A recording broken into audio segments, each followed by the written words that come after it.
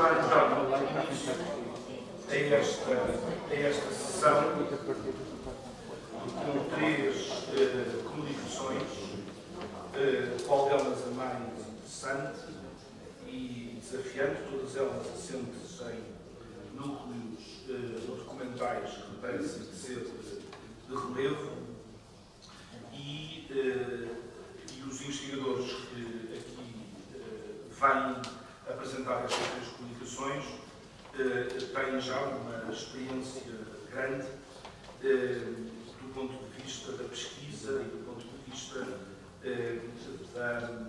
da redação de trabalhos assentes nessa mesma pesquisa.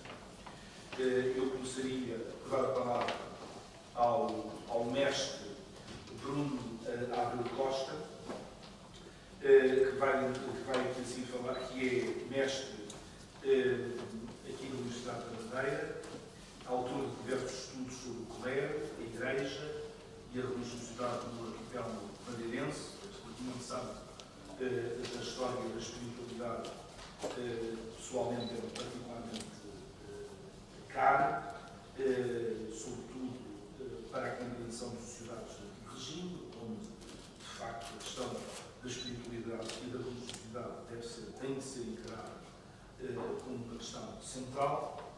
E o Bruno Abreu Costa vai-nos falar do amor e da luxúria,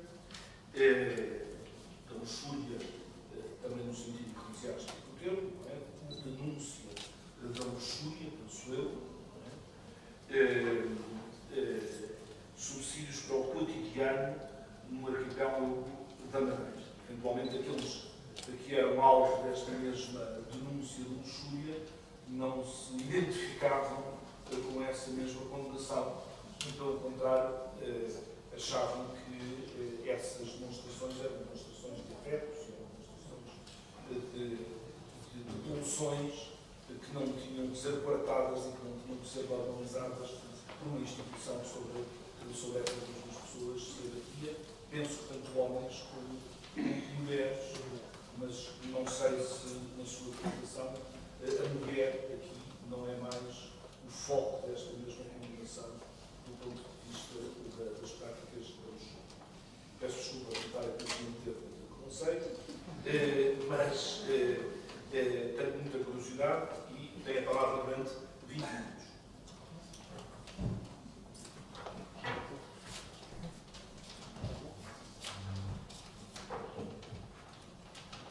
Bom dia, o meu nome é Bruno Costa e eu sou um bilhardeiro, é a minha profissão. Um bilhardeiro profissional, mas não mesmo um bilhardeiro. E é essa justiça que me vai querer falar sobre o arquipélago da Madeira e sobre o cotidiano no arquipélago da Madeira. E hoje vou focar esse assunto do cotidiano em dois aspectos: o afeto e a luxúria, ou como também está designado, penso eu, no programa, o amor e a luxúria. E vou principiar afirmando que há muitas formas de estudar o cotidiano e a vida privada nas próprias comunidades do passado. Há historiadores que o fazem recorrendo à habitação, à cultura material, outros fazem a alimentação, o vestuário, os hábitos de leitura, o lazer, a higiene. Outros vão pegar nas relações comunitárias, provavelmente associadas à economia local, às disputas judiciais ou outras muitas abordagens. Nesta abordagem do cotidiano madeirense, eu só vou focar num aspecto primordial: as relações entre duas pessoas. E só vou analisar tanto situações de casamento como relações sexuais que ocorreram em solo madeirense durante os séculos XVI e XVII. Como fontes para o estudo, como aponta ali, vou utilizar a documentação produzida pelo Tribunal do Santo Ofício da Inquisição de Lisboa. Provavelmente contém a maior parte do núcleo documental que tem informações sobre a vida sexual e sobre a vida marital das comunidades do passado. Mas é necessário apontar que isto é uma documentação proveniente de um tribunal. Logo, provavelmente não vão chegar ao tribunal casos de, digamos, relações sexuais ou relações maritais muito legítimas. Vão chegar, provavelmente, relações mais ilegítimas, mais condenadas, chamamos assim. E para este estudo, utilizei duas fontes essenciais. A primeira corresponde aos processos do Tribunal da Inquisição de Lisboa, da qual fazia parte do arquipélago da Madeira, e a segunda tipologia assenta nos cadernos da visita do Inquisidor de 1618, de Francisco Cardoso da Torneira, que é convidado a vir cá vistoriar as ilhas, que contém tanto denúncias como confissões. Mas antes de se passar para estes estudos de caso, e aponto que trata-se de uma comunicação sobre subsídios e sobre estudos de caso, façamos algumas explicações preliminares. O casamento católico, também designado matrimónio, é uma invenção medieval. Até o século XI e XII, os casamentos seriam rituais, tanto romanos como germânicos, até que as reformas da Igreja Católica desse período vão impor e estabelecer diversas obrigatoriedades. A principal delas é provavelmente a impossibilidade ou a grande dificuldade de dissolver os casamentos. Já no século XVI, o Concílio de Trento vai estabelecer pequenas alterações e introduzir novas regras a estes atos. Uma delas, por exemplo, é a obrigação dos banhos, a publicitação do novo casamento ou o registro nos livros paroquiais. Com a fundação do Tribunal do Santo Ofício em Portugal, em 1536, alguns dos delitos associados ao casamento vão ficar sob a alçada deste tribunal. Mas atente-se que estes são delitos do foro misto, ou seja, não são da exclusiva jurisdição do Santo Ofício e podem ser perseguidos tanto pela Inquisição, pelos tribunais episcopais, como pelas justiças reinas. Refere-se a dois delitos essenciais. A primeira é a bigamia, que ocorria quando um dos cônjuges celebrava o segundo casamento, quando um dos cônjuges iniciais ainda era vivo, ou quando o primeiro casamento ainda não fora canonicamente dissolvido. O segundo delito associado ao casamento está associado aos delitos de proposições heréticas, aquilo que são chamados proposições heréticas, principalmente quando se refere ao estado dos casados, por comparação com os solteiros e com os celibatários, como irei apresentar no caso.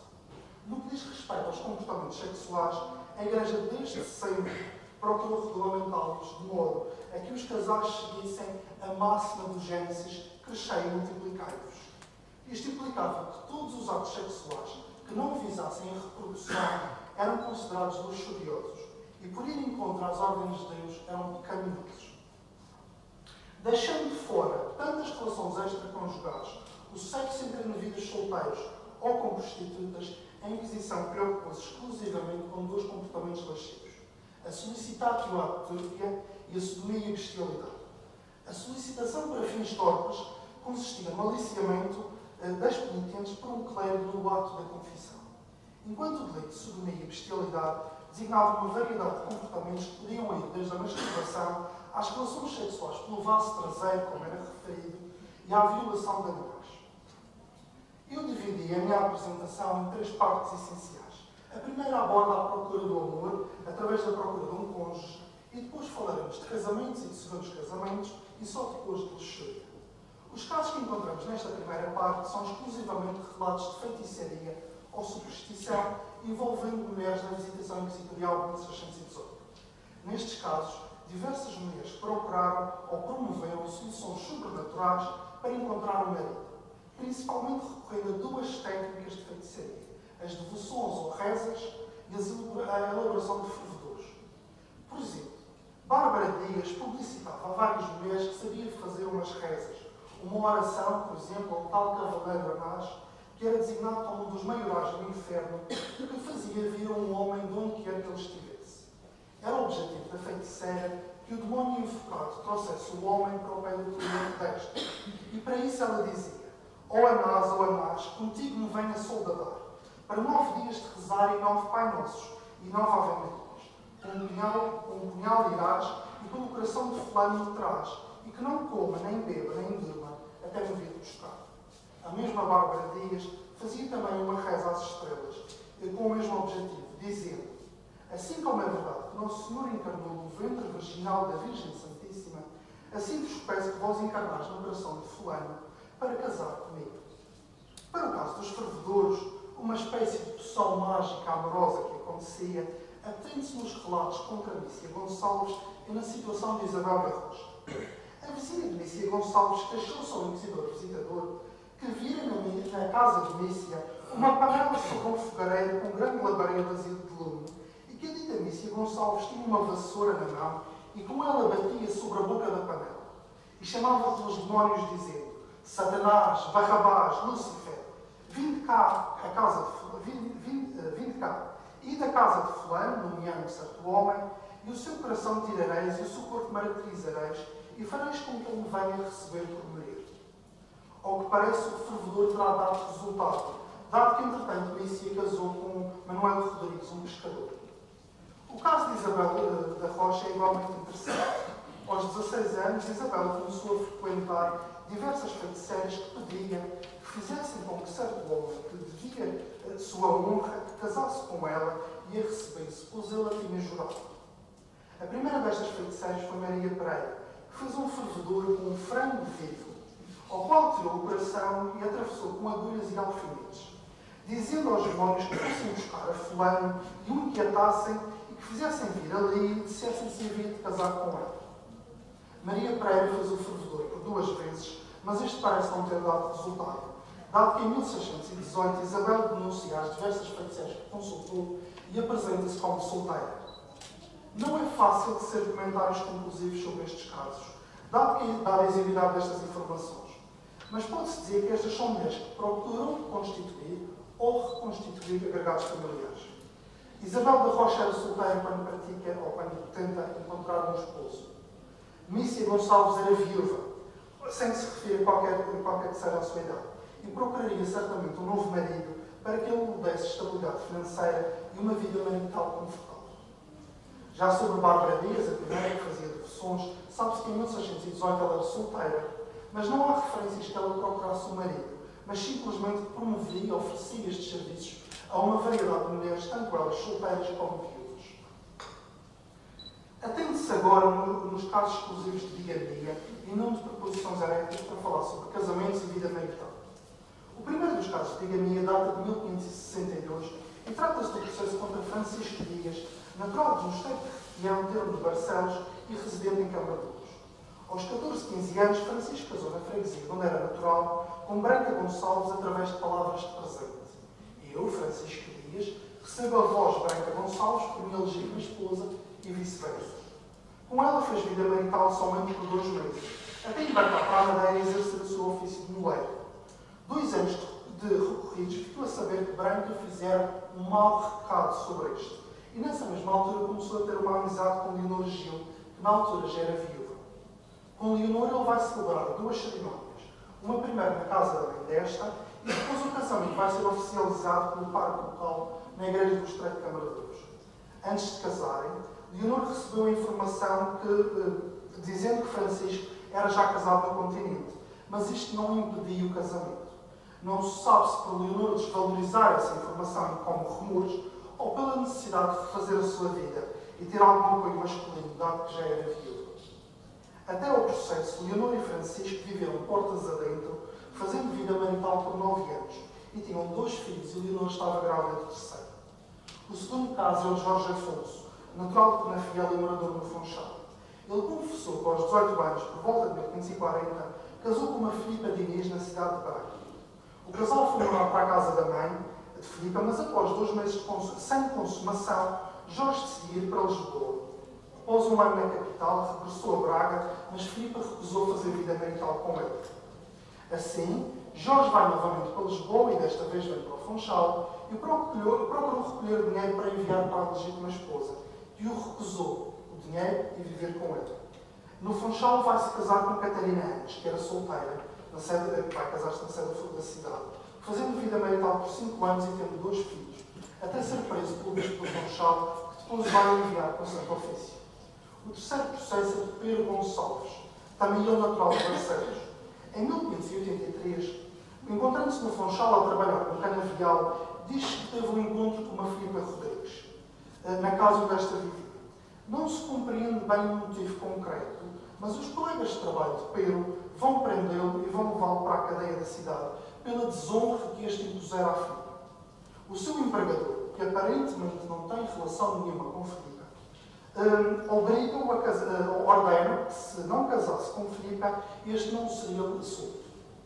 Pedro então prometeu casar com a dita Filipa e, corridos os bens, a tal publicitação do novo casamento, para verificar se existia algum impedimento público, vão casar na sede funchalense. Eles fizeram vida comum por 1 ano, e tiveram uma filha, e ao fim deste tempo, Pedro vai regressar à sua terra.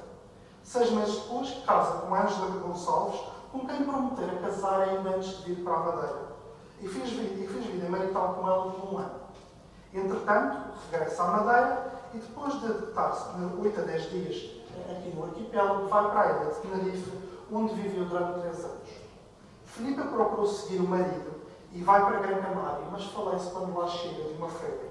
Sabe-se que Pedro regressou com regularidade a Barcelos, dado que teve 2 filhos e uma filha com Ângela, com idades compreendidas entre 1 e 6 anos na altura do processo. O último processo de bigamia é o de Sebastião Pacheco, natural de Angra e morador do Funchal. Sebastião casou com Isabel em Angra e fez com ela a vida marital, não se sabe bem por quanto tempo.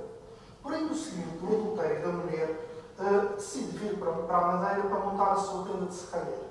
Aqui vai conhecer Maria Ferreira, viúva, e com ela vai casar na Ceia. Fizeram vida marital por vários anos, também não é especificado quantos, e tinham um filho em comum chamado António. Convém tecer alguns comentários conclusivos. Em primeiro lugar, os casamentos não principiam todos por amor, ou por afeto, ou por uma amizade prévia, tal como o caso de Pedro Gonçalves demonstra, dado que ele foi preso a ter jurado casado com Filipe, ou os casos dos homens que casam muito cedo. Mas a verdade é que quase todos os homens casaram pela primeira vez, mesmo pelos padrões da época, com pouca idade. Francisco com 14, 15 anos, Jorge com 18, Sebastião com 20 e só Pedro com 27 anos é que vai casar-se na média portuguesa e europeia do próprio período. Os motivos para um segundo casamento são variados, desde a separação voluntária ou por questões laborais, até a infelicidade do primeiro casamento devido à falta de relações conjugais ou às relações extramaritais, e passando mesmo pelo casamento forçado. No caso das mulheres visadas neste processo, observe-se que algumas delas eram já viúvas e procuravam restabelecer a sua vida, algo que seria mais fácil com o marido ao pé, que pudesse servir de ganha-pão e conforto. Outro dos aspectos a notar é a grande mobilidade destes homens, uma situação que permite a existência destes diversos relacionamentos, sem que se conheça os relacionamentos anteriores. Para fechar estes considerandos sobre o casamento, veja-se o caso de Catarina Lopes. Em 1591, perante o inquisidor visitador, Maria Pereira e Francisca Pereira, irmãs solteiras, vão denunciar a cunhada Catarina Lopes. Elas contam que em 1582 estavam a falar com a dita Catarina e optaram no assunto dos estados. Catarina disse que os estados das mulheres casadas eram melhor que o das solteiras. Isto é, era melhor ser casada do que solteira. Para nós este comentário não causa estranheza alguma, concordo só não com ele. Mas a verdade é que as 2 mulheres, solteiras e beatas, sentiram-se tão ofendidas que 9 anos depois relataram o caso ao visitador. A justificação para a ofensa assenta nas razões apresentadas por Catarina, dando por razão que as mulheres casadas levavam mais trabalho com a sua casa, filhos e marido, do que levavam as mulheres solteiras que não tinham mais que atender que em rezar e em se encomendar a Deus. Claro que Catarina foi chamada perante o inquisidor para justificar esta proposição.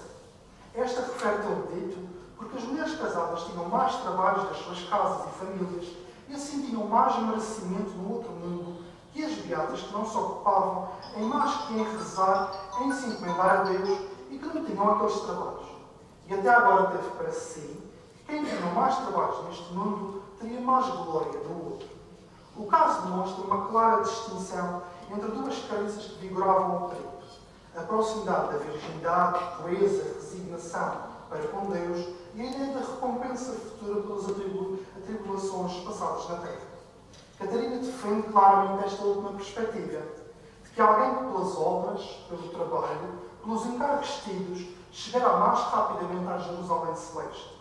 Claramente, enquanto a Igreja, apesar de não negar esta perspectiva, vai defender a sua, a de que os clérigos, os religiosos e as beatas, que dedicam toda a sua vida a Deus e às orações, serão considerados mais justos e deverão receber uma melhor recompensa divina. Tudo isto igualmente mostra a perspectiva de uma mulher simples em torno do próprio casamento. A dedicação total à casa, aos filhos ou ao marido. Faz parte da sua identidade enquanto mulher, mãe e esposa, esperando que todos esses encargos tragam recompensas futuras, ainda que escatológicas. Apesar das múltiplas concepções e debates teológicos desde períodos remotos sobre o conceito de luxúria, assume-se a luxúria como todos os comportamentos sexuais que vão além dos considerados permitidos pela Igreja, consoante os estados sociais em que se inseriram. Isto é, dado o regime de celibato, os eclesiásticos estavam impedidos de contrair matrimónio. E se a sexualidade tolerada se inseria no contexto do matrimónio e com os objetivos da reprodução, claro que todos os comportamentos sexuais tidos por eclesiásticos eram considerados lascivos. Pelo contrário, os elementos do povo e da nobreza tinham uma maior liberdade na sua sexualidade. Ainda que a barregaria, a concubinagem ou a prostituição fossem mal vistos, a verdade é que não foram continuadamente perseguidos pela Igreja. Do mesmo modo, toda a atividade sexual que não gerou descendentes não foi criminalizada, ainda que se criticasse fortemente o sexo como atividade prazerosa. Falemos primeiro da luxúria clerical, recorrendo aos casos de solicitação. Relembro que a solicitação, para fins torpes, é a designação oficial de um delito que consistir em aliciar confidentes no decorrer do processo da confissão. O primeiro caso é de João de Medeiros Miranda, vigário da Taboa. O padre João admite perante o inquisidor ter solicitado, durante a confissão, 5 mulheres, algumas solteiras, outras casadas.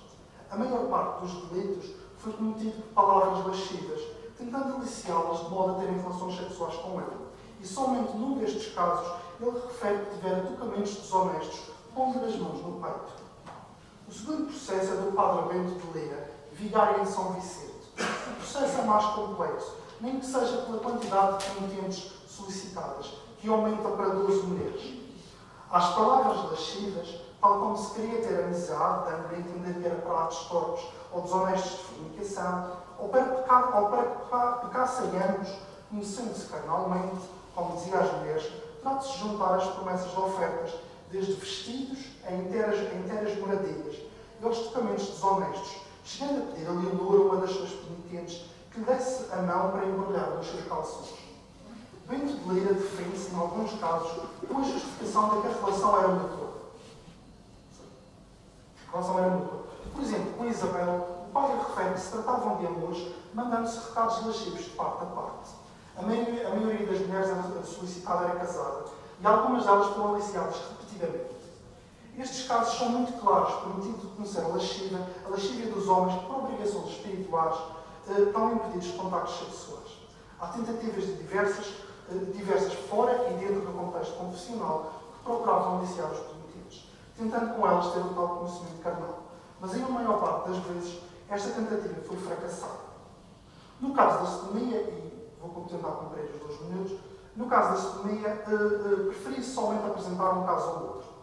O primeiro foi instituído pelo Bispo do Funchal contra Francisco Fernandes. Em meados do século XVI, o prelado vai recolher 16 testemunhos contra o dito Francisco, mas somente um deles especifica um caso de uma relação sexual tida. Em troca dos atos sexuais, o réu, o dito Francisco, vai propor várias ofertas, desde peças de vestuário até um tostão, para que um certo moço mostrasse os genitais. Todas estas tentativas fracassadas, até que a sua criada, Ana Fernandes, diz que o viu por trás de umas pipas a praticar o ato de sodomia. Temos um dos casos de aliciamento no papel de Rui Pimentel, um dos aliciados, que diz que Francisco lhe dissera umas palavras escandalosas, pois dizia que ele era muito formoso e que desejava muito os seus olhos, que também eram formosos, dizendo para ele que se queria dormir numa boa cama, que fosse porque a cama dele era muito boa. O processo contra Mateus Casca é menos informativo, mas dá para perceber que estes homens sabiam que estavam a ser condenados, pois ele é preso no Caniço e tem de se deslocar ao Funchal para depois ir para Lisboa. Ele repete várias vezes que o diabo o enganara e pediu ao menino que o deixasse deitar por uma rocha abaixo, tentando cometer suicídio. Refere-se apenas 2 casos particulares. O primeiro é o de João Dias, que é o único caso que se conhece de sodomia com uma mulher, Maria Fernandes, por 3 ou 4 vezes e tentou aliciar outra sem conseguir. O segundo caso é do padre Brás Cabral, que vai confessar 8 momentos em que praticou atos sodomíticos. Estes 8 momentos em nada representam a dimensão do seu delito, pois em 1618, com a idade de 28 ou 30 anos, eu não especifico bem, ele começa por relatar que aos 14 anos teve ajuntamento carnal com Manuel perto de 150 vezes, mas também com António por 3 vezes, com Filipe por 4 vezes, com João por 5 ou 6 e com Francisco por 150 vezes, pouco mais ou menos durante 4 anos. Voltando a repetir passados 6 anos, já aos 16 e 17, ele refere que teve relações com António por 18 vezes, enquanto António dormia, não sentindo os olhos. E aos 18 tivera ajuntamento com Bastião por 8 vezes, com Amaro por 3, com Tomás uma só vez, com Francisco durante 3 noites seguidas. E já depois de ser sacerdote, ele refere que teve relações com João durante 3 anos, quase todas as noites, com António durante todas as noites por 2 meses e meio, e depois, posteriormente, 3 ou 4 vezes na semana, durante 3 meses e meio, e com Francisco Brito durante 4 noites. Referem-lhe a ter uma popular mal, com Francisco Pereira uma só vez, sem apresentar qualquer referência cronológica. Os relatos representam 1095 atos sexuais, alguns deles relações duradouras e estáveis, e apesar de não haver referências específicas a isso, presume-se que, pelo continuar dos atos, estes seriam consensuais. Conjugando estes exemplos, fica-se a saber das pulsões sexuais destes indivíduos e das tentativas, muitas vezes fracassadas, de encontrar o amor, o afeto ou simplesmente a satisfação sexual.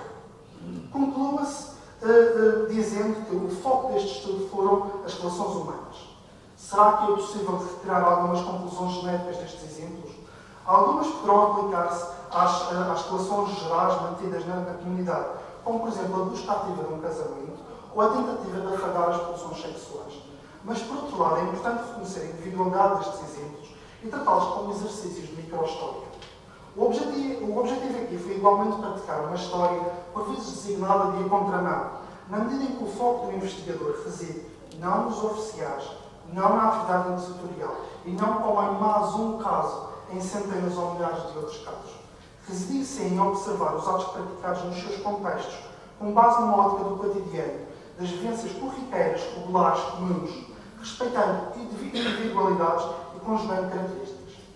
Resta-me somente agradecer à organização deste evento o convite para partilhar convosco estes pequenos, esparsos e muito incompletos subsídios para o cotidiano no arquipélago da Madeira. Muito obrigado.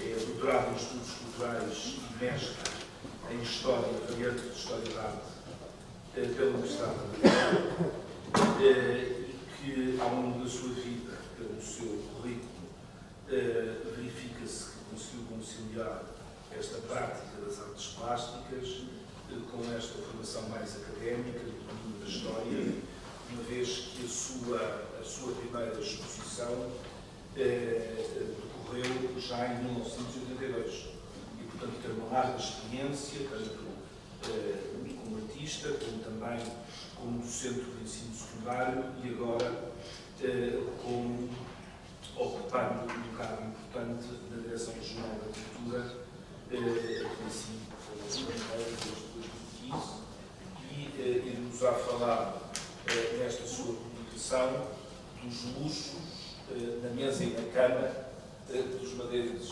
Continuamos, penso que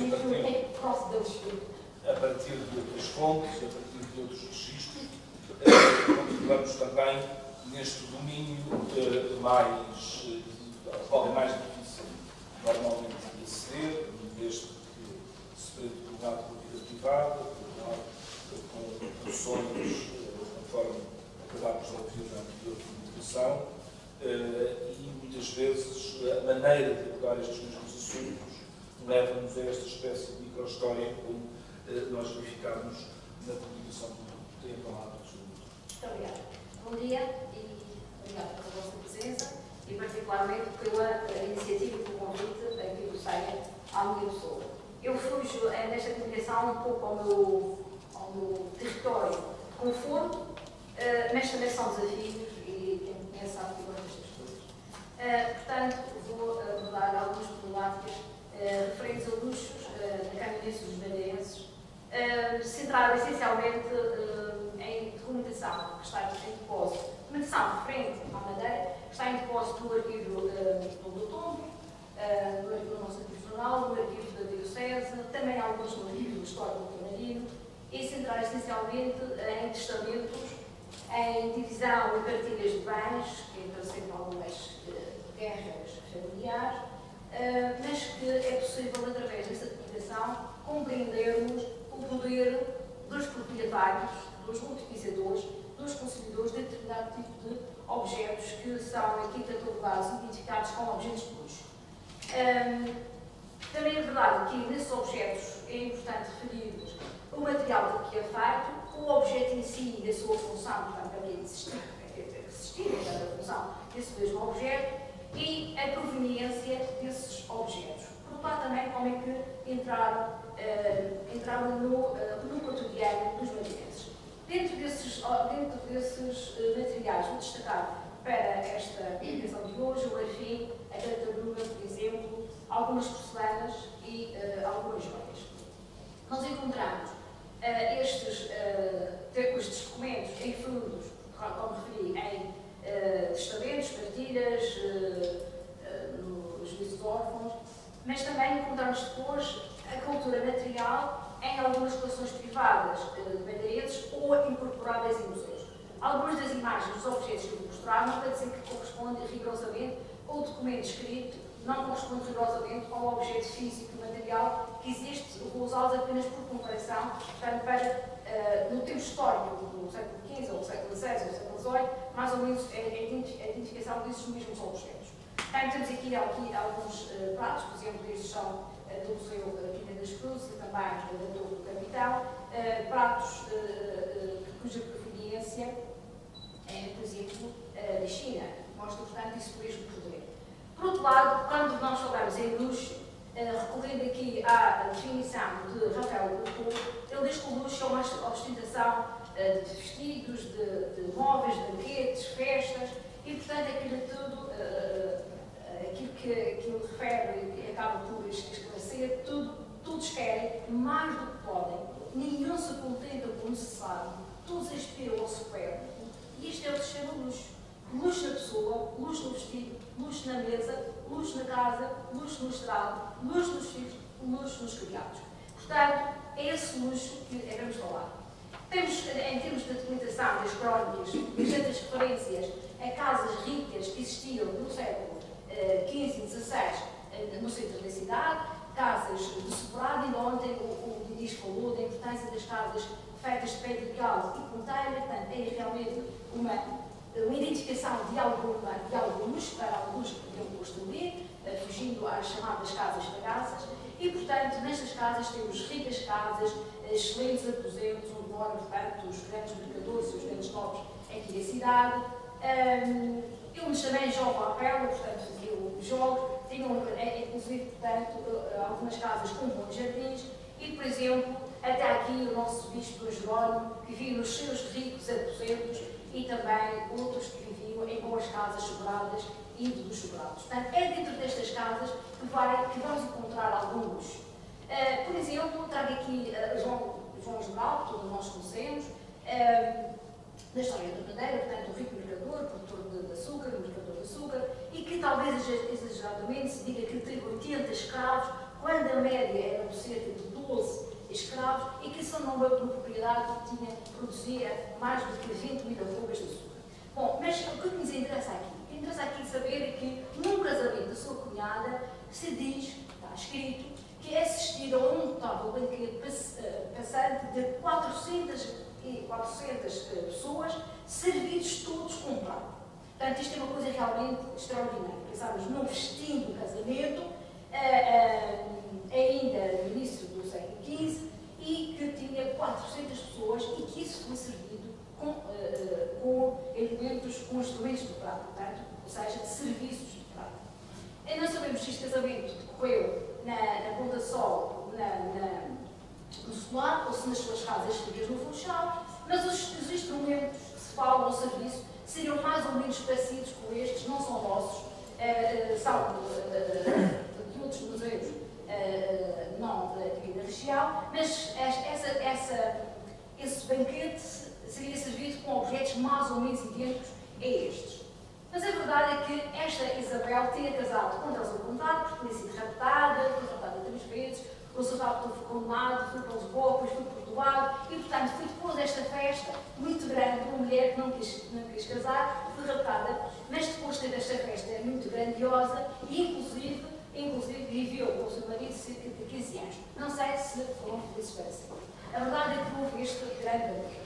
Bom, a verdade é que estes banquetes e esta festa eram feitas por mercadores.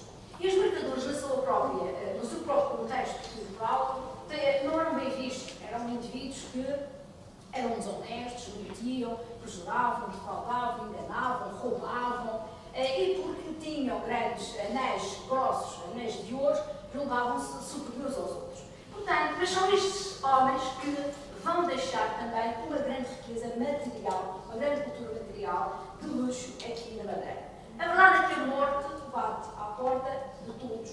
E mesmo que, no caso este jovem foi encontrado com botas de ouro e botões de porcelana, a morte levou para outras esferas e outros territórios, mas os homens vaidosos acabavam por, antes da sua própria morte, já determinar aquilo que ficava. E, portanto, aqui é compreensível os seus povos todos. Eu trouxe só 3 exemplos daqueles mais conhecidos que nós temos, do Martinho dos Vasconcelos, do Urbano Molino e aqui o João de Freitas, homens que estão ligados aos poderes, homens que estão na estrutura da governança do arquipélago, homens que estão ligados à corte, ao rei, e homens que estão ligados à produção e comércio do vinho.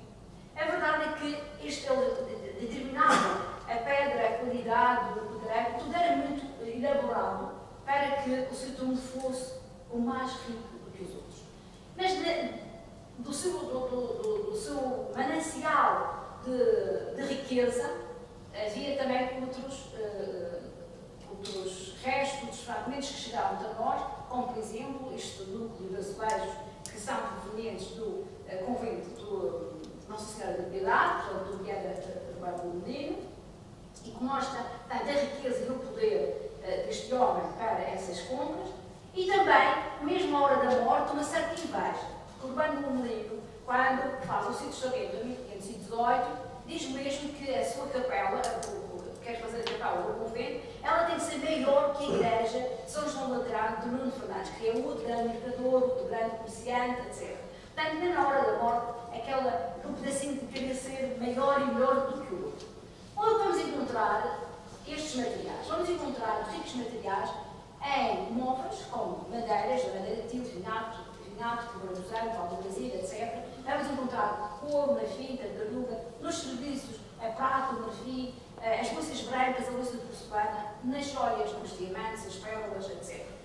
Nos tecidos, uma grande variedade de tecidos e cuja proveniência, desde a China, o Japão, mas também da Europa, da Holanda, dos Países Baixos, etc.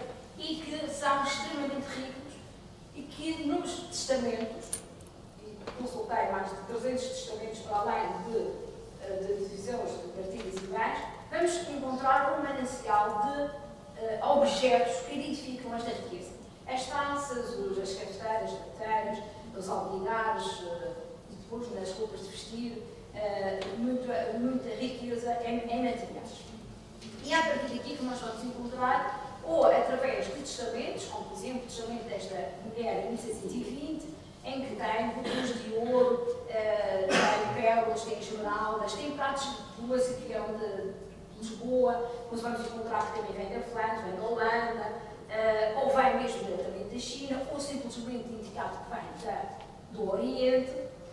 Na sua casa, os guardanapos, as toalhas, as cortinas, sempre com identificação do tecido, da matéria-prima, ou então é material também raro, no caso a tartaruga, que vai aparecer em cofres ou a forrar caixinhas, que normalmente a tartaruga também é associada ao marfim, também nas caixas de relógios, nos caixinhos, portanto, ou então uma simples cruz de tartaruga. Mas a verdade é que, em alguma documentação nacional, ficamos a saber que a tartaruga vinha, por exemplo, das Índias, ou então que havia necessidade de controlar os barcos que entravam em Portugal, essa matéria, esse material, de modo a testar a própria qualidade desse material entrar no nosso mercado. E temos na Madeira alguns exemplos de cofres em que existem cofres, contadores, caso uma concha, portanto, objetos de serviço, em que vamos encontrar essa aplicação desse material e estes sim estão em território de importação na Madeira. Temos o marfim, a maioria do marfim é aplicado a objetos de culto, como por exemplo o Cristo, as caixinhas de hóstias, os meninos Jesus em marfim, mas também, tem o exemplo de uma caixinha que no sacrário, que quando foi o saco de 1566, havia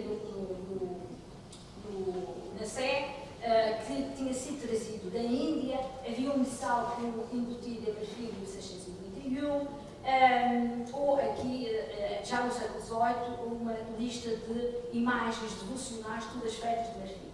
Mas a verdade é que o marfim está também nos objetos cotidianos. No cachimbo, por exemplo, no cabo de um garfo, de uma faca, num cabo do leque. Portanto, estes objetos são, estes materiais são utilizados no fabrico destes objetos. E também pentes de marfim, por exemplo, já aqui no século XIX, que são importados diretamente da Inglaterra, os pentes de marfim, as facas e garfos com cabo de marfim e também outros objetos que vamos ver.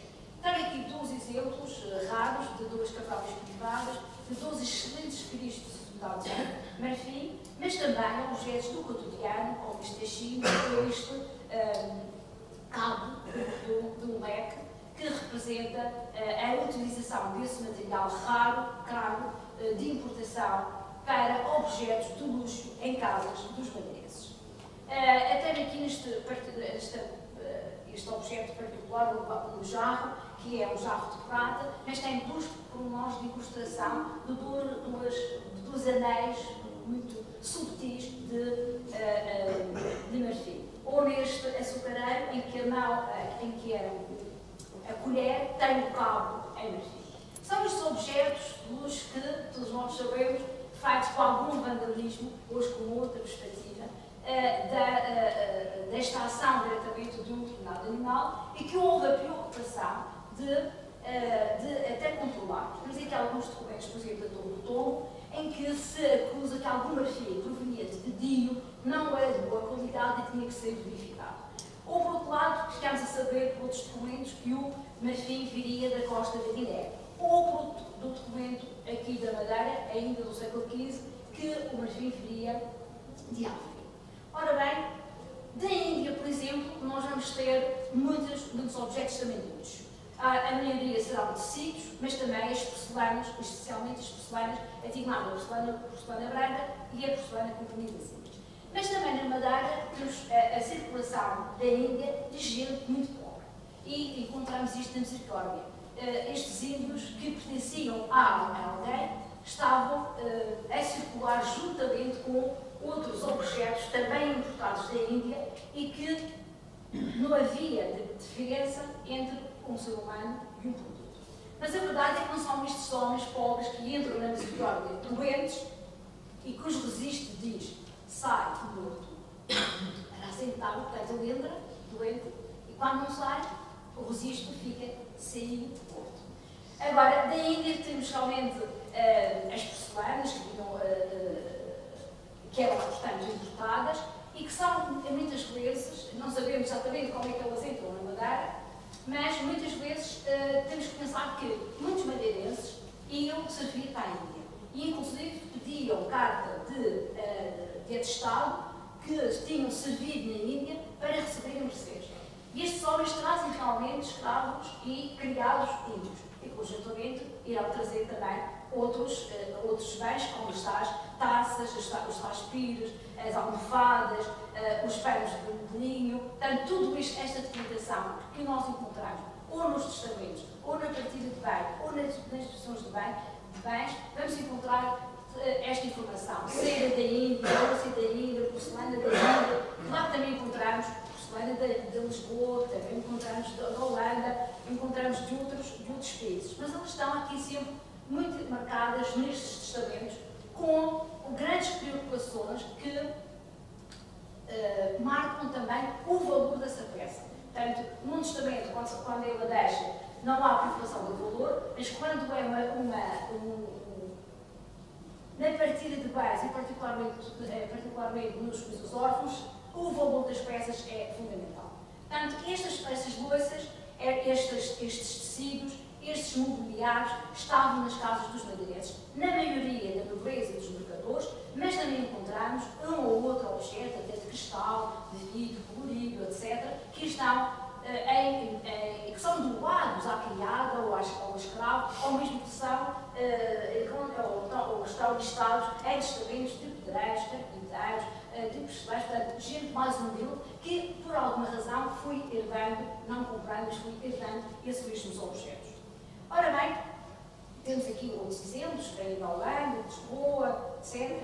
Objetos e utensílios que são do cotidiano, como os alguidares, almofarias, os chaleiros, os talheres, portanto, tudo isto mostra que na mesa ou na cama havia realmente essa preocupação de haver algum objeto de luxo que mostrava o conforto social e o identificava dentro de um contexto social que era também o saber receber. Portanto, o tal banquete para 400 pessoas, serviços todos a pago. Era assim de geral. E temos realmente estas peças do nosso património. Estas são produto da escavação da Casa Geral aqui no Funchal. Outras que são de importação de Lisboa ou da China e que são de uma riqueza, não só do ponto de vista do material de que é feito, não só do ponto de vista do seu tempo de execução, mas também dos seus modelos, alguns bastante raros, outros únicos, e que são de uma identificação cultural, de um consumo de objetos de luxo que os madeirenses, durante o século XV até os dias de hoje, mas isso veio mais até ao século XIX, retrataram e tiveram na sua identificação social. Trago aqui um caixeirão, por exemplo, que é um objeto que nós encontramos muitas vezes, não é do espaço nosso, é do Museu, Casa-Museu Anastácio Gonçalves, mas, atendendo à data, este caixeirão seria mais ou menos idêntico àqueles que nós encontramos nos nossos documentos, porque muitas vezes, também nos testamentos, são indicados objetos, mas às vezes também o material, mas, por exemplo, um testamento que seja feito em 1750 e que diz que tem um caixeirão de loiça branca, o caixeirão não tem que ser de 1750, pode ser já uma herança anterior. E, portanto, é para nós muito difícil ver a antiguidade desse mesmo objeto. Por outro lado, temos as pratas, que é fundamental, e aqui este exemplo já do século XIX, ligado às viagens, onde falou-se aqui, os almofarizes, por exemplo, e trago aqui quatro almofarizes, mas dois são aqui das cruzes, etc. Mas há aqui dois que foram recentemente identificados, descobertos em duas igrejas e que são bastante antigos, são do século XVI. O couro era outro material também muitas vezes utilizado, que era preciso ser tratado, era também de importação, era também um material caro. Vamos encontrar em arcas, baús, cadeiras, assentos, muitas vezes não, quase sempre trabalhados, mas também podemos encontrar arcas e baús extremamente simples, apenas de madeira, ou então outros objetos que nós encontramos inventariados como escritórios. O escritório poderá ser um pequeno móvel de escadaria, um tem, neste caso, até bastante designado, bastante específico, o escritório ainda com 12 gavetas.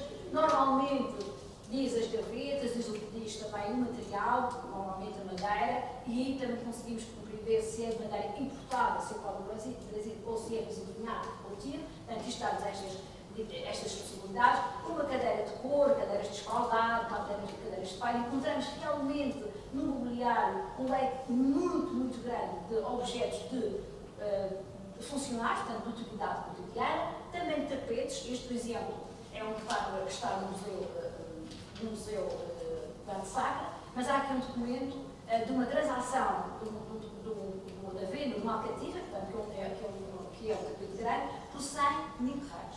Portanto, é um valor, em 1622, é um valor altamente significativo. Objetos do cotidiano, como esta umbrella, que encontrei também em alguma documentação do Convento de Santa Clara, ou ainda joias, já vi posteriormente, imaginar joias em que aparece que são os objetos em maior quantidade. E as joias, se por um lado temos os materiais, os diamantes, as pérolas, o ouro, a prata e a maneira como ela é trabalhada, também a verdade é que as joias serviam também para salvar muitas famílias das crises económicas. Nós encontramos no território do Funchal, particularmente no século XVIII, uma designação muito curiosa que é pobreza escondida. E as senhoras viúvas, para salvaguardar a sua condição económica familiar, penduravam as joias. E era escondido, portanto, sem ninguém saber. Nestas joias temos, é do manancial mais importante em termos de que se encontra no Estado. São joias também, algumas encontram-se nos nossos museus, eu estou apenas exemplos do Museu Quinteiro das Cruzes, desde alfinetes, anéis, pulseiras, gargantilhas, botões, botões de porcelana, botões de ouro, botões de prata, ou estes pendentes, encontramos muitos pendentes e objetos do cotidiano, como as tabaqueiras, as caixas de rapé, etc., que estão muito bem listadas até nos povos conventos, ou um simples objeto do cotidiano, como por exemplo um urinol. Este urinol também não é nosso, mas uma listagem da compra de um urinol para o convento de Santa Clara. É comprado o urinol em 1740, não diz o material, portanto este destaque poderia ser de louça, ou então um outro objeto do cotidiano que não aparece, que não encontrei ainda, porque são estas caixas de prevero, caixas de comodidade, que são de higiene íntima e que no século XIX tiveram muita importância na Madeira, particularmente no turismo terapêutico, porque implica a higienização dos enfermos, portanto, para uma melhor condição do seu estado de saúde. Portanto, estes objetos encontram-se realmente listados em fontes diversas e têm uma vantagem que é aliciante, porque nós lemos um documento com 200 páginas ou 40 páginas, mas encontramos apenas uma linha com esta pequena referência dos objetos. É verdade que esta listagem dos objetos por si só não nos leva a sítio nenhum, apenas tem a vantagem de podermos depois comparar no seu próprio contexto, quer no contexto da família que é portadora, que é proprietária, quer na relação comercial interna e externa, por exemplo, a relação dos mercadores, a nossa relação com o exterior, e para o outro lado o seu valor de troca e o seu valor também emocional, porque encontramos muitas vezes na doação, por exemplo, o indivíduo ou deixar ao seu criado ou à sua escrava um bem físico, um bem material, como por exemplo uma costeira de ou um conjunto de pilhas, um conjunto de facas, ou por exemplo um colchão ou uma cama, que era realmente um objeto de luxo para um determinado tempo. Muito obrigada.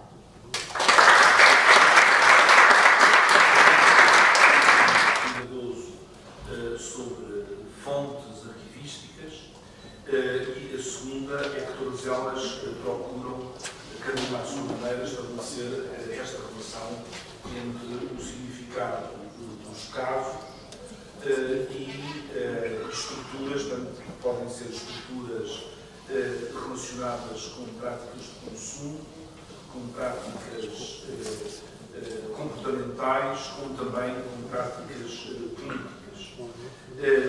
Penso que se existe um fio comum a este respeito, mais concreto, ele responde, esse fio comum responde a esta ideia de uma ordem social que é quase sempre respeitada. Há como que esta ideia de harmonia que a doutora Ana Madalena nos trouxe aqui, penso que é um pouco aquela que também está presente nas outras formas de controle que tendem a esta mesma harmonia. Não sei se esta ideia traduz um pouco a sensibilidade de todos os investigadores que aqui apresentaram as comunicações, mas talvez a partir daqui, a partir destas duas grandes dimensões, possam existir questões acrescentar. Fiquei claro. Em primeiro lugar, achei muito engraçada esta última referência à Casa do Vinho Minhoso, pelo menos àquele membro da Casa do Vinho Minhoso, e essa ideia das mãos limpas, porque na investigação que fiz sobre a Clara Esteves aparece precisamente porque a mulher de um deles, de um dos contos do Vinho Minhoso, teve a capela dela, e aparece precisamente a informação a fama que ele deixou no Rio de Janeiro, que é que foi ministro da coroa portuguesa lá, de ser tão puro e imune à corrupção, que nem sequer no sítio para. Ele gastou a fortuna toda que tinha com bastante lá, e nem sequer no sítio para se barrar tinha quando morreu. E por isso é que a mulher estava desesperada para ter essa capela lá, que dava algum distante. É a pergunta que eu tinha para fazer, que eu tenho para fazer, se encontrou nos objetos do luxo alguma coisa, eu vi em objetos da Índia, aliás, nós conhecemos vários aqui, eu fiquei curioso para saber se tinha encontrado algum vindo de África, não uma matéria-prima, como assim já se vinha, mas produzido lá, por exemplo, os panos da Guiné, um assim trabalhado, ou objetos de arte produzidos mesmo na África, na Costa da África.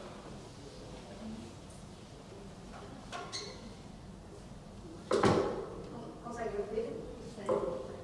É assim, infelizmente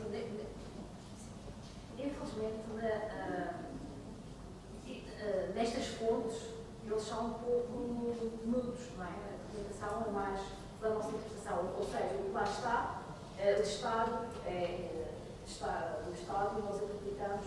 Bom, em termos de materiais, quando diz a Caixa, é de material tal, nós sabemos a origem das madeiras ou dos materiais.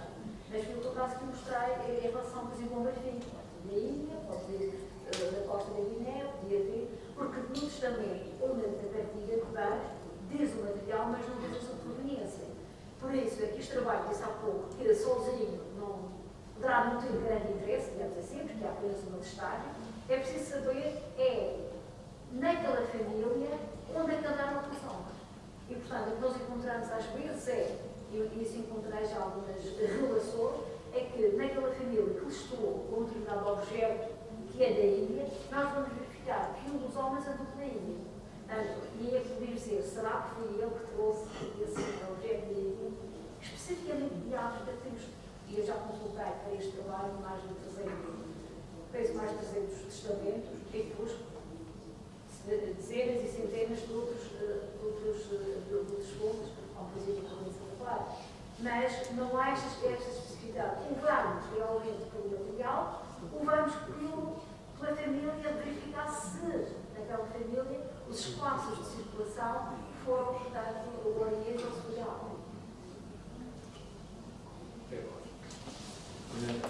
Eu gostaria de fazer uma questão e um comentário ao Bruno Costa, mas também é do Rodrigues.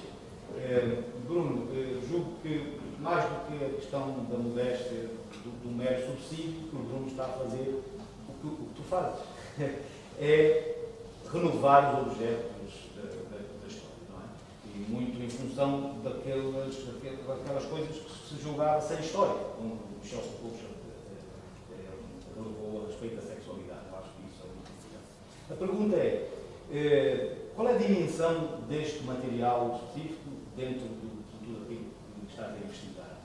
E também se há alguma coisa ligada também a práticas médicas, por exemplo, o que é que tem encontrado, para o meu interesse, e desejo também que encontres um menóquio que dê mais consistência a esse tipo de relatos da médica. A pergunta rápida da Dra. Rita Rodrigues é a respeito de um objeto que no século XIX parece-me algo de luxo, por exemplo, que são filtros de pedra, o hospício da Princesa Dona Amélia, filtros de pedra, filtros de água. O hospício da Princesa Dona Amélia comprou 2 por um valor considerável, são pesados, o transporte vem de Canários, e parece-me no século XIX um objeto de um certo luxo, por causa da preocupação com a água e talvez não existisse antes, mas é sempre, se por acaso tem alguma informação sobre esse tipo de pesquisa? Não especificamente sobre filtro. Há duas estudamentos em que falam realmente em bolsa de pedra. E isso aí é um pouco confuso, que será realmente a bolsa de pedra. Pode ser potes de pedra que poderiam também funcionar para filtrar, mas especificamente na tecnologia de filtro, não. Mas há realmente bolsa de pedra que eu não sei qual é a função. Talvez seja em grandes casos tinham a água canalizada para esses lugares. Exatamente. Mas haviam coisas pequenas também. Sim, havia com estruturas de madeira. Dentro dos chamados trem de cozinha, porque, por exemplo, para o seminário, aparece nos livros de designação, no inventário, aparece trem de cozinha, aparece a designação. E nesse trem aparece tudo, mas não sei, panelas, isto, aquilo e o outro. Lentes em documentos, este é um pouco mais antigo, por isso que é do 17, ou o princípio dos olhos. Aparece realmente numa família objetos funcionais ligados à cozinha, que estão juntamente com objetos de cozinha, têm serviços de cozinha, tem panelas, frigideiras, etc. E depois aparece bolsa de pedra. Esse tem pelo menos 3 vezes. Antes de mais, obrigado pelo comentário. Em relação à dimensão destes casos, é preciso notar que os processos inquisitoriais relativos à madeira centram-se numa centena de casos. Estes são poucos exemplos para a dita centena. Se juntarmos os casos que se conhecem a nível das confissões e das denúncias, esse valor acrescenta para aí embaixo das centenas de casos. Isso continua a ser um valor irrisório comparado com o número de casos que se conhecem em produtos de fora, a Índia, para a própria dimensão de Lisboa, do próprio Brasil. Eles tentam levar-se por si próprios, enquanto exemplos únicos, enquanto exemplos de estudos de caso, mas não deixam de ser a nível de dimensão quando comparados com o total do processo inquisitoriais que se conhece, uma ínfima parcela. Em relação às referências médicas, sim, há algumas referências médicas, há referências médicas tanto a nível da doença, como há referências médicas a nível dos tratamentos e das tentativas de solução. Por exemplo, considerar 2 pequenos exemplos, não acontece nestes processos, mas acontece em outros tipos de processos, a situação das penas de tormento.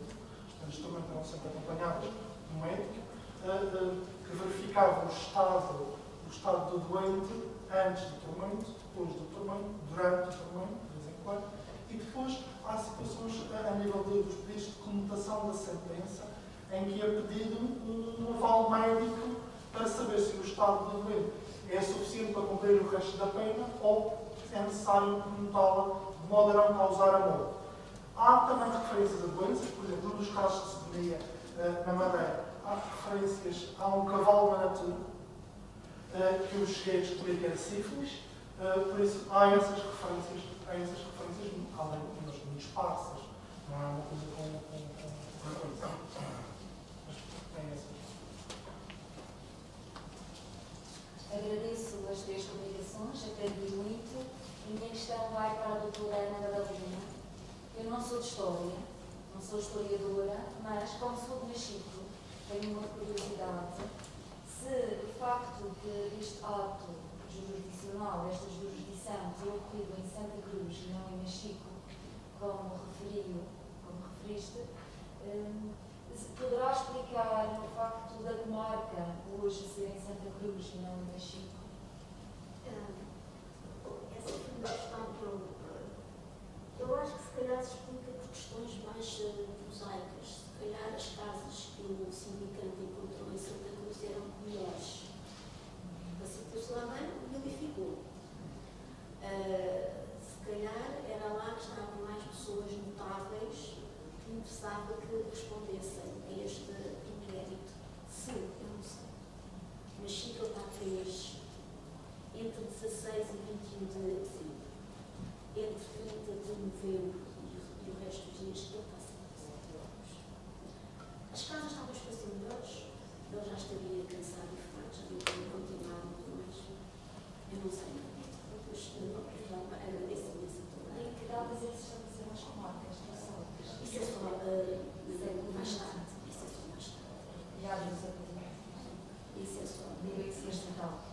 altura, de facto, era a sede.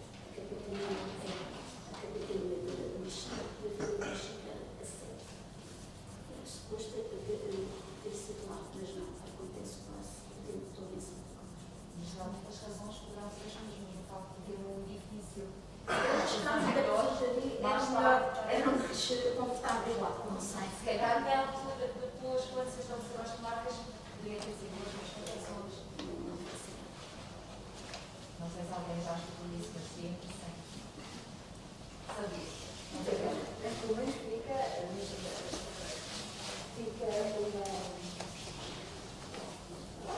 uma relação comparando com os textos de fora, que o homem atualmente menos de fruta, não é? Menos de fruta. Portanto, este ter ficado registrado é delicioso. É sempre uma visão bastante personalizada daquele que foi registrado, mas que só seja registrado porque para esse sentido. Mas estamos a falar de romance e de poesia, estamos a falar de um texto concreto, objetivo, que se pretende ser objetivo. Portanto, dizer que a honestidade da Portugal, que nem foi de receber, é talvez deliciosa.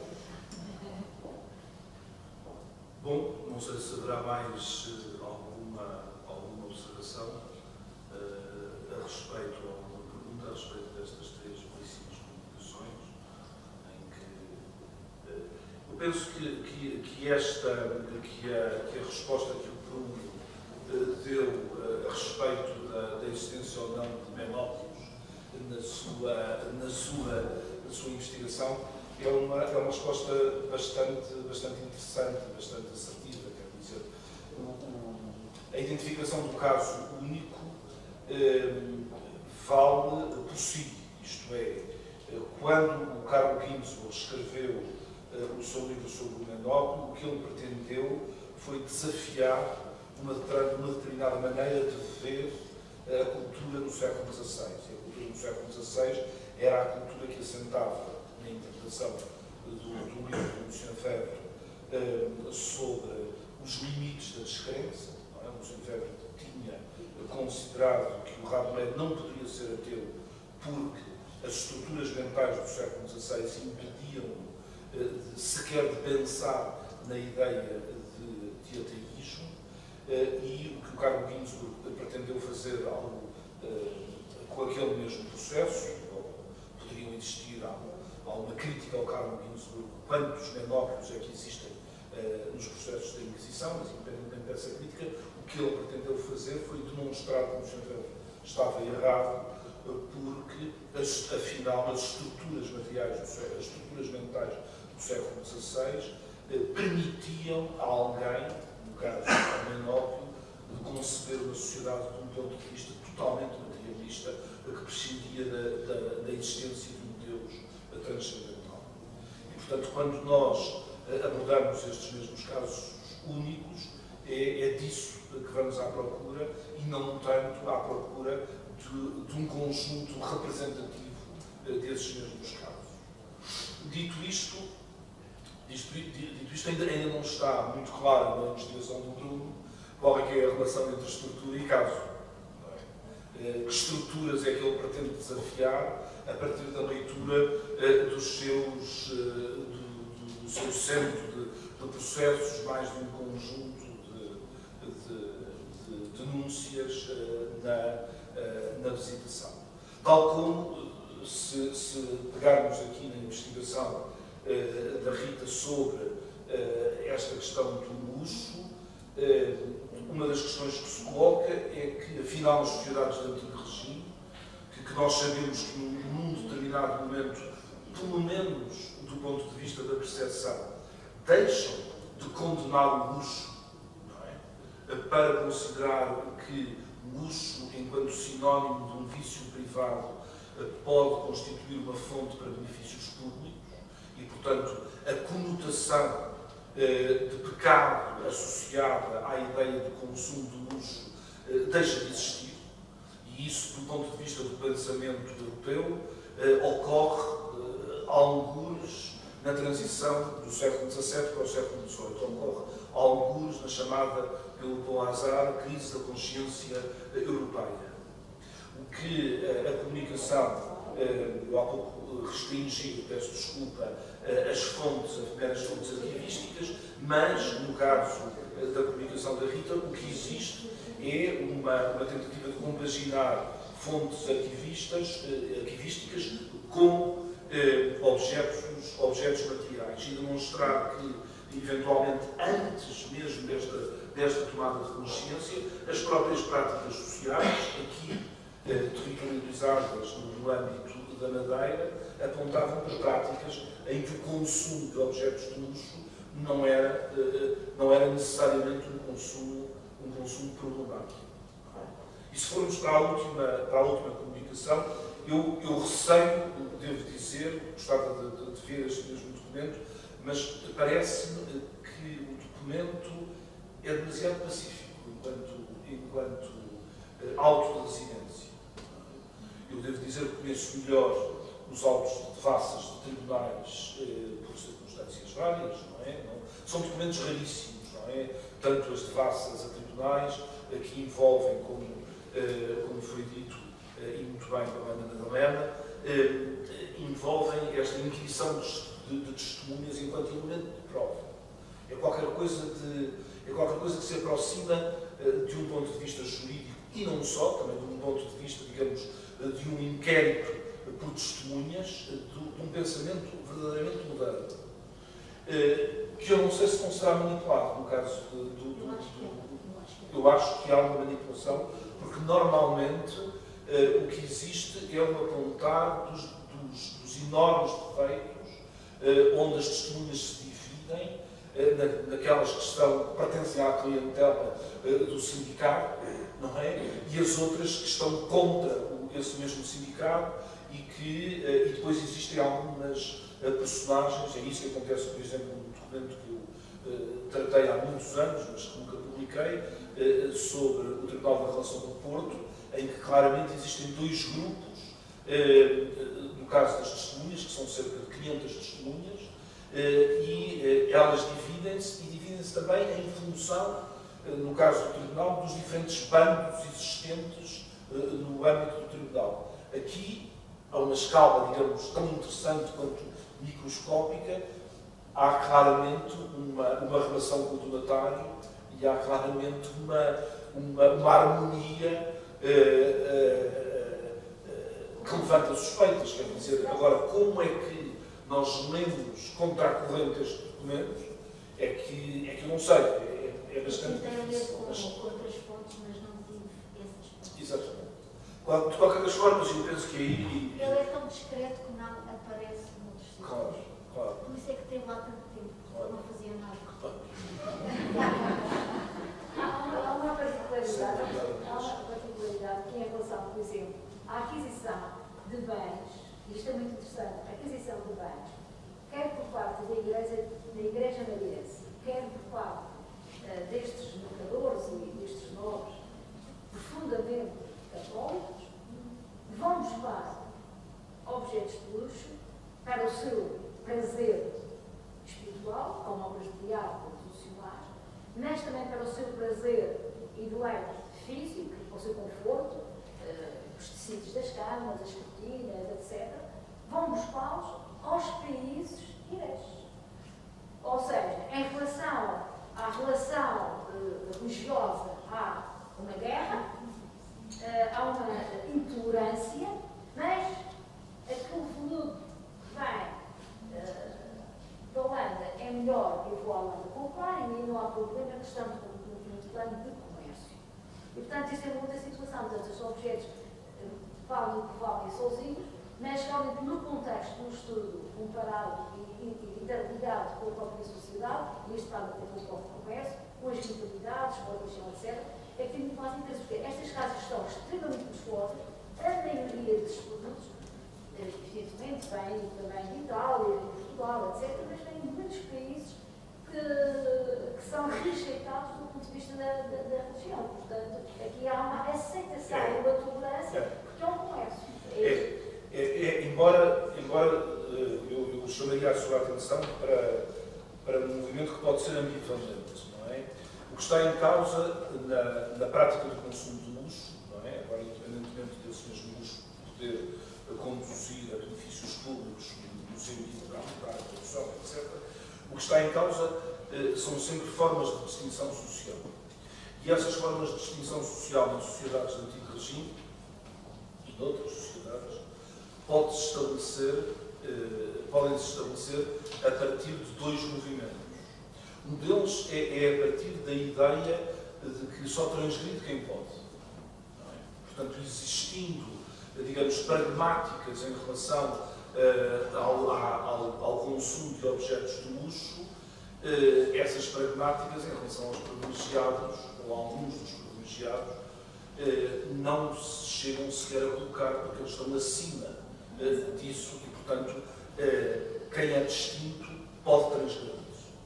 Mas também existe o outro lado, não é? E esse é o lado que nos faz recuperar estas ideias sobre a espiritualidade, que é o lado, digamos, da frugalidade. E essa mesma frugalidade, consubstanciada em formas de dádiva aos pobres, de beneficência e tudo isso, também se constitui em forma, às vezes, superior a essas formas de distinção que são deixadas, que estou a generalizar, aos novos ricos, não é? Aos mercadores, porque quem é verdadeiramente nobre, digamos, pode apelar a um tipo de frugalidade de que nem sequer precisa de exibir, não é? Esses mesmos objetos, porque não tem necessidade disso para se impor nas suas formas de distinção social e muita da pintura, por exemplo, acerca de reis, vai no século XVI e XVII, menos no século XVIII, nesse mesmo sentido, digamos, de revelar uma enorme contenção do ponto de vista dessa ostentação. Não é? Portanto, o movimento é ambivalente e aponta em várias direções. Já está tudo a desertar, a hora do almoço. Vamos ficar então por aqui. Muito obrigado a estas três belíssimas comunicações que tenho.